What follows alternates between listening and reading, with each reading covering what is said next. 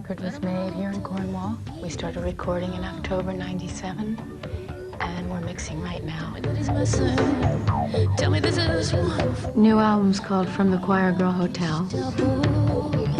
It felt like all these songs were different beings. I just saw some of them in room 13, and I saw some of them answering the phone, and it became very much like a traveling group of, I don't know, wanton women, I guess. And I felt like these songs, they're a bit of a group. You know, some are altos, and some wear leather, and some are sopranos, and they only eat meat.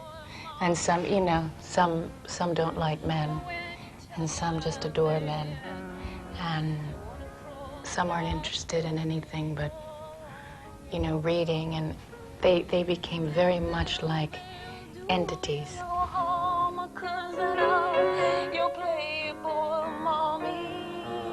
The difference in this record is I had such an amazing time playing live with the players.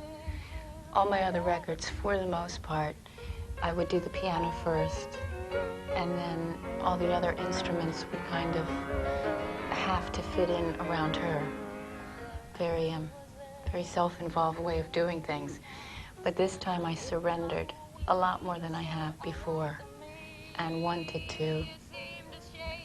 I wanted it to be more of a relationship between me and the other musicians instead of them coming afterwards and me not being able to really interact with him as a player. George Porter Jr. again has played on the record, who I call him Father of Funk. Matt Chamberlain played drums. Let's see, Justin from Beck. I met Justin a few years ago when he was playing with another band, and before he got the Beck gig. And when I saw him play, I knew that I wanted to play with him at some point. So this opportunity, he put it out there and he came. So he and George really share the record. It's very different what they add. They're such unique players and from such different worlds.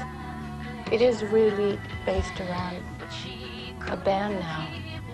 The piano she's accepted that she's not in the front anymore.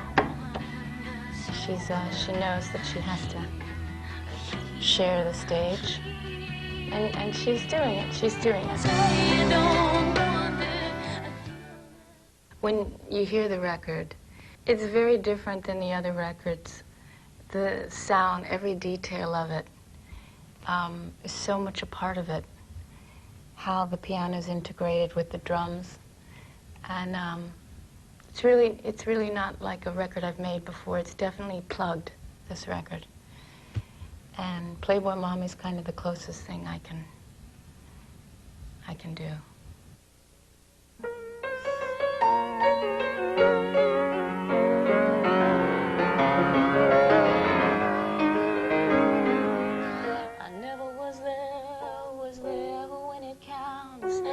Get my whole way, you're so unlike me. It seemed ashamed that I was a good friend of American soldiers. In Playboy Mommy, I'm much more voluptuous, you know, but I'm allowed to do that because I'm the writer, so I can make myself that way. And I saw myself in a different way than I am, with a 13-year-old daughter. And I saw that mother-daughter relationship of just not being enough. I saw my mother, you know, I saw how I felt when I was not ashamed, but that moment of why couldn't you be the thing that I want you to be? And realized that I would probably have that experience with my own daughter.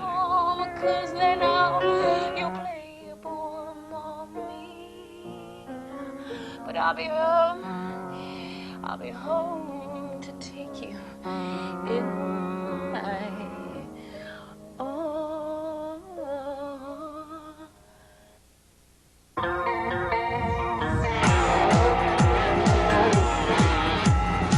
Sometimes I feel like I become the male figure for my girlfriends. And so it's unfortunate that I can't be a man because I think I'd be in love with all of them. But it's not my inclination.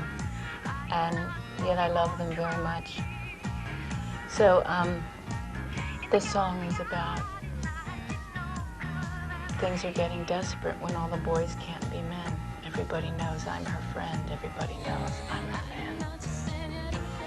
And, well, they love it when I sing it to them. So, you know, it's like, oh! Had a northern lad. Northern Lad is probably the love song on the record. And you gotta have one of those, I guess, on every record. Yeah. Yeah, I know a Northern Lad, yeah.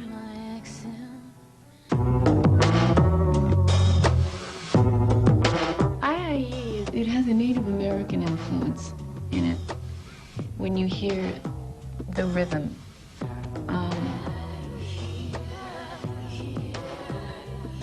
and yet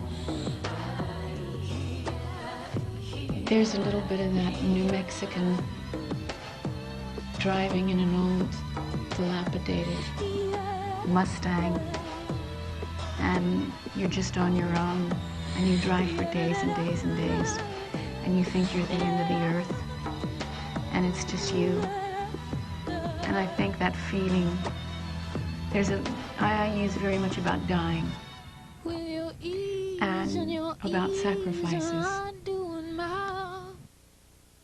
I have an amazing team that's doing the production. I'm producing with some great engineers and a very good chef.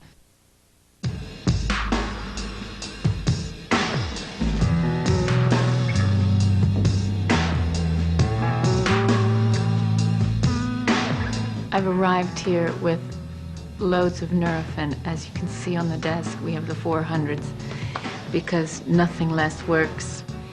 And at this point, I'm at mixing stage. My crew has fled. They've all gone for 2 hours, so you don't get to see them, but I work with a team of people. I couldn't do it without them. This is the second time I've produced. The first time I did it, I swore I'd never do it again. And of course, here I am doing it again. Well, when I'm facing this board, I love this board, obviously.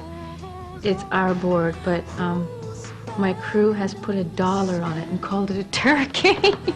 So if you could see the dollar bill, it's been acting up. And I mean, I adore it, but as with anything, it takes such patience. Strong points in production from my end are trying to hear the soul of the song and to put aside any logical argument. I work on instinct. Music is obviously it's etheric and you can't touch it. But in the mixing, I'm very much about it has to become visual. It has to translate on that level. Now, obviously, it'll translate to you differently than it will to me, but I feel if I've seen a picture, you'll see your own picture. But at least it'll go into that realm. I tour every other year to keep myself in shape because I hate working out so much. So I think we'll do about 200 shows. I'm pretty ruthless about the live show. It's my background. I was playing live since the beginning. I was holding on for so long to the fact that I had to be loyal to the piano. I mean, I really was her lover.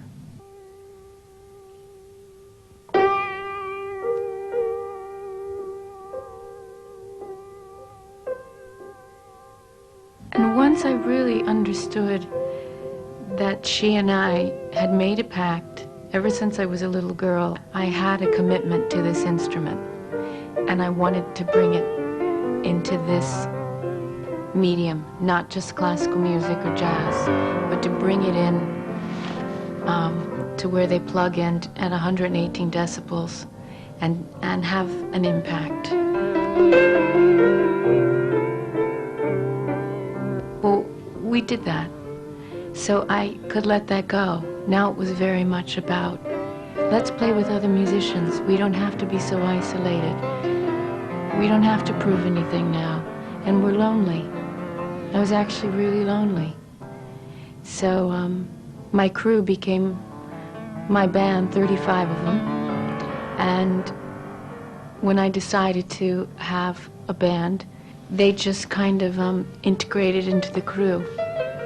So it's the next step for me. There are not a lot of bands that I hear that blow me away. The playing, you know, where it's like, wow. I've just heard music played live and I didn't miss the record. I love the record, but it's a different experience. And this is translating, and it's about musicians who can really interact. Hopefully the production's really, if you're into that sort of thing, you can put your headphones on and be entertained for hours if you're bored. You know, what the reverb on the guitar is doing or whatever, that might excite you. For those people that aren't into that, hopefully it'll sound effortless.